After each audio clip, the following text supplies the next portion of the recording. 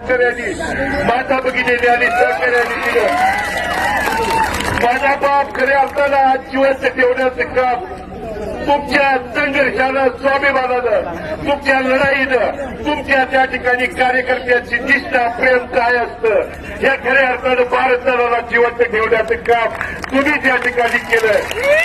त्यामुळे तुमच्या हस्तकथा, तुमच्या त्या ठिकाणी या केलेल्या कामाचं भगीरथ बालके आणि बालके कुटुंब कधी त्या ठिकाणी उतराय होऊ शकत नाही.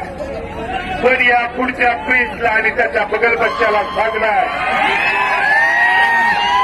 11,000 अधिक मताधिक्य पंढरपूर शहरातल्या मायबावलांनी मायबाप जनतेने दिलंय. इथून पुढे तर त्या ठिकाणी सूडबुद्धीचं राजकारण करायचं बंद कर. कारण बंधून इलेक्शनमध्ये त्या ठिकाणी सरकार बाजार म्हणून हाताशी धरून एक गुन्हा केला, दुसरा त्या ठिकाणी केला. काल परवा तुम्हाला सांगायचा प्रिन्सच्या घरात माझ्यावरती तिसरा गुन्हा दाखल केलाय. काय केला? यांची त्या ठिकाणी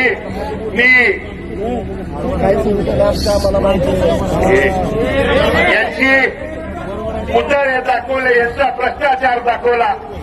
अरे गुन्हा दाखल करतोय आणि